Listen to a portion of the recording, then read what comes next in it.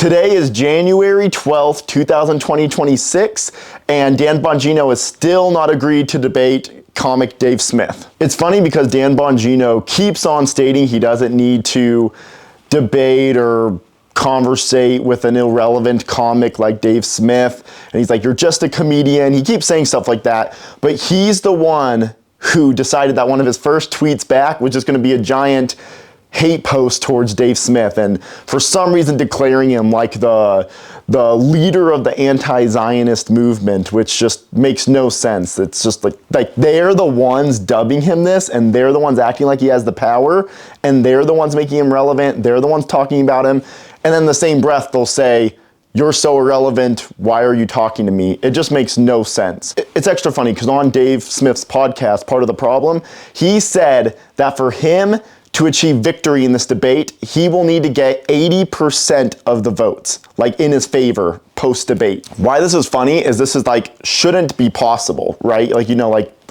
60-40 is still a win. You got more people on your side before the argument than after, but 80-20 by someone with a huge show, with like over 6 million followers, you know, credentials as ex-FBI deputy director, the fact that he is willing to make 80% like the victory margin is just ridiculous. There's a couple reasons why Dave Smith is even able to say this.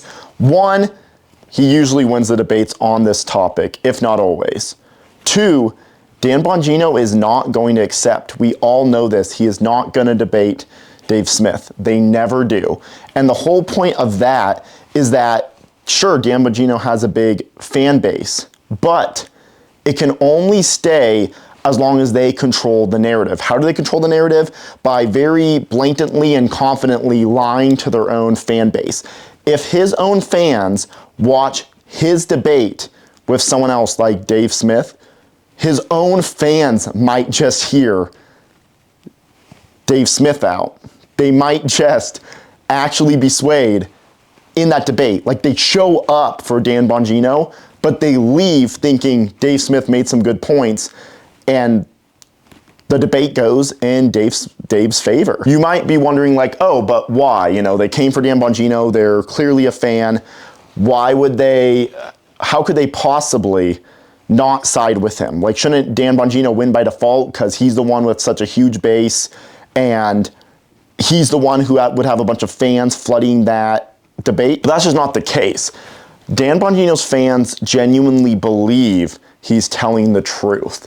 They do think he's right about this. But the problem is, in a debate, he will not be able to make his point. He will get absolutely creamed. He resorts to attacks, personal attacks, and just in general, just like insults, instead of debating his actual beliefs and points on his side of the argument. In a real debate, a real lengthy debate, this will become very obvious. This would become very obvious, even to his own fan base. There'll always be people that can't be moved. He could completely flop the debate, say 0 good points, have 0 good arguments, and they'll still say he won. But that would be like that 20%, you know? Like, Dave Smith would likely be able to get that 80% in his favor post-debate. And I'm not gonna lie, I really thought that Dan Bongino was at least gonna pretend to not peddle Fed slop when he gets out. Like, I figured he was leaving the job because he didn't like lying to people. But I knew he wasn't gonna be able to tell the truth when he comes out. He probably signed endless NDAs, you name it. He just can't talk about this. And even if he could, it just wouldn't be safe. I'm sure he knows why he can't talk about these things. Like, basically, he found out the real power and threat of the deep state. He wouldn't mess with it. He wouldn't touch it. But I thought he was just gonna ignore it. I didn't know he was gonna come back like attacking all the like decent, genuine figures in the space, and then promoting and endorsing all the worst ones. Like, he basically just spends his entire day retweeting like the worst neocons you can think of, the exact people Dan Bongino probably used to talk about and complain about. These people basically betrayed their base blatantly, the same people that made them powerful or have an audience to begin with. They basically got big off them and then immediately betrayed them and they're just hoping they stick around. It's like, dude, you're the one that woke up a lot of these people. You're the one that taught them about the deep state. You're the one that, told them the government's corrupt, no matter who. I mean, it was part of the big reason, like, there was like a Republican civil war, right? Like, even when Trump was winning the primaries, the entire other, like, 11 main figures were all ganging up on him.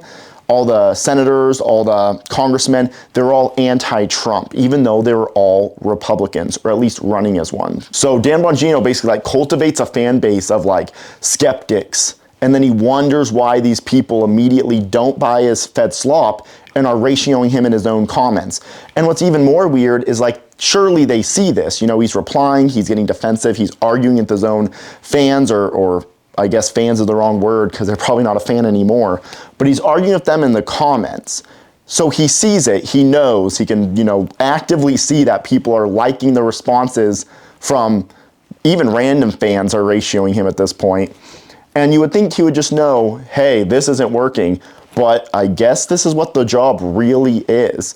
This is some sort of like undisclosed federal propaganda account, and I would be very weary about listening to him here on out. Like, yeah, his show's doing numbers, but I think it was a lot of people coming like to bully him in the comments, which is what we see.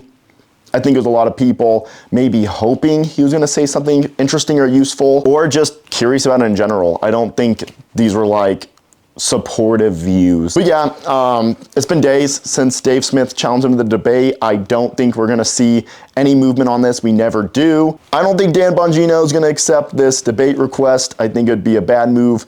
All in all, he can only like keep his version of the story going amongst his own fan base by kind of just ignoring the other side of it, not even letting his fans see the other side of the debate. I think it's the only way he can keep his followers loyal. So I think the strategy here is going to be to just not do it. And as long as he doesn't do it, he'll have his fans like, giving him the benefit of the doubt, unfortunately. It's unfortunate because this isn't his fans' fault. They're just trying to be supportive of someone they like or liked. And they're going to say, he doesn't need to debate a comedian. He doesn't need to do this. It's above his pay grade. He has a huge show and he was FBI deputy director or whatever. As long as he doesn't debate, his fans can still say that. They can still say he doesn't need to debate him. But if he does debate Dave Smith, he'll probably lose and his own fans will see why and they will agree. So his best strategy here would be to ignore it, and I think that's exactly what he's going to do. But what do you think? Let me know what you think about the whole entire situation. Who do you think would win the debate?